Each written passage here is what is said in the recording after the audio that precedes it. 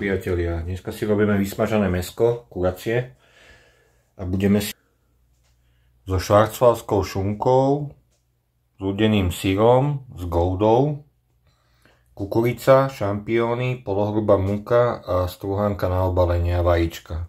Dobre, takže mäso si rozrežeme každé prso na polku.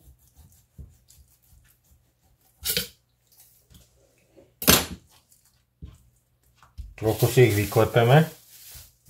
Dobre, takže mäso, keď máme prerezané, vyklepané, tak si ho nasolíme, ale nie moc, lebo tá švarcvalská je dosť slaná, takže pustí svoju chuť slanú, udenú. Takže teraz si dáme vlastne syr, tú goudu. Teraz si dáme vlastne trošku kukurice.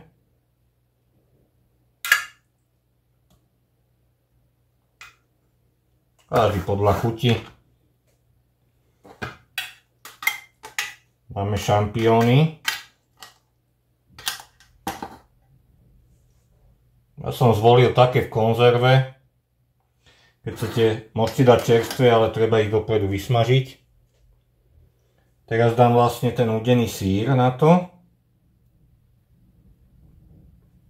Pretočíme to.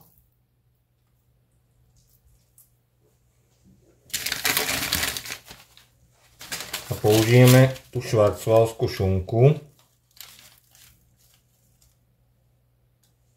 A ňou to vlastne obalíme takto.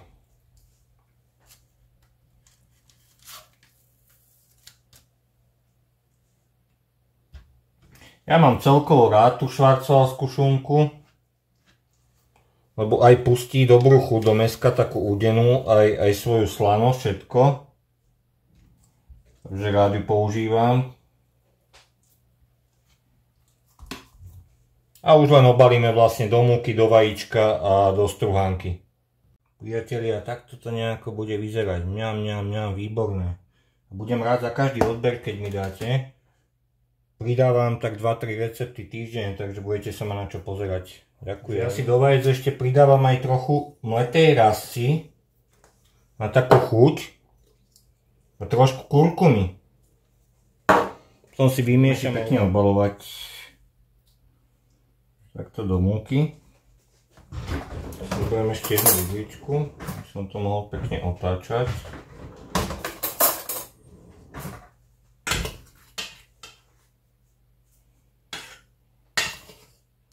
No tým, že sme to obalili do tej švarcvalskej, tak nám to pekne drží. Sami vidíte. Pekne si to poobalujeme do vajca.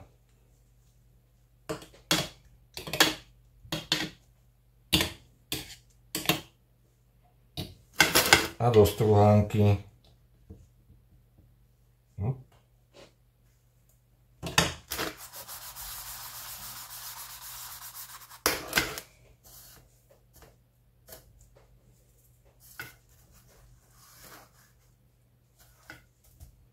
No uvidíte, aké to bude výborné. Mňam, mňam, sa teraz na to teším.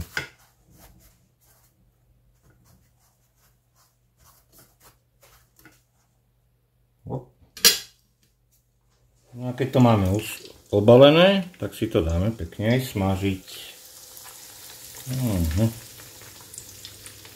To bude dobrodka, priatelia.